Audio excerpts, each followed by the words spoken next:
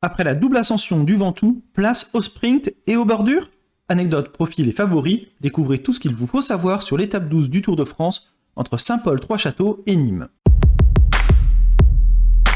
Les Tricassins, c'est le nom que l'on donne aux habitants de Saint-Paul-Trois-Châteaux, accueillent le Tour de France pour la 4e fois de leur histoire. À chaque fois, c'était pour un départ d'étape, et la première fois, c'était il y a 10 ans, et c'était Thor Hushovd qui s'était imposé à Gap.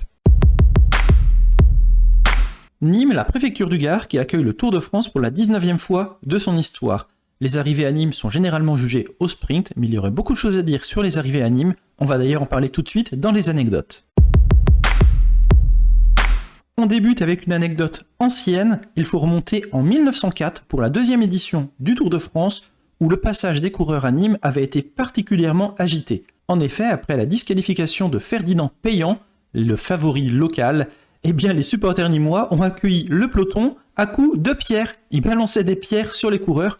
Drôle de façon d'accueillir le Tour de France.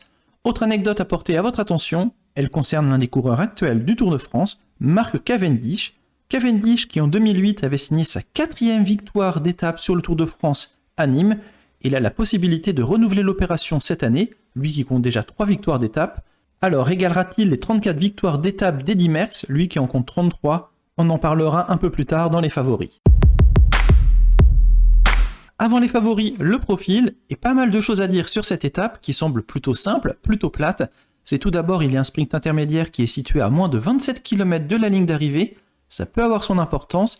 Et autre point très important pour cette étape, c'est le rôle du vent. Il y aura des routes à découvert juste avant Uzès, je le disais à une trentaine de kilomètres de l'arrivée, et ça peut avoir son importance. Si le vent est bien orienté, de 3/4 arrière, il pourra y avoir des bordures, des coups de bordure. Alors est-ce qu'on aura un sprint à l'arrivée? Je pense que oui. Est-ce que ce sera un sprint massif avec tout le monde? J'en doute, j'imagine bien des cassures dans le peloton. Des cassures, mais provoquées par qui et qui en profiterait?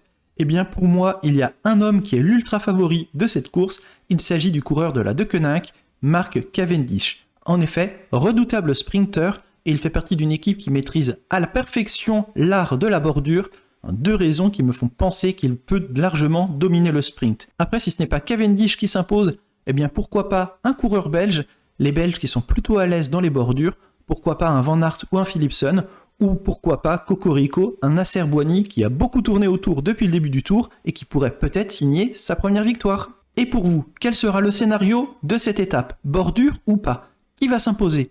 Donnez-moi votre avis dans la section commentaires. N'oubliez pas également de vous abonner à la chaîne si ce n'est pas déjà fait, de liker et de partager la vidéo. Moi je vous dis au revoir et à demain. Bon tour!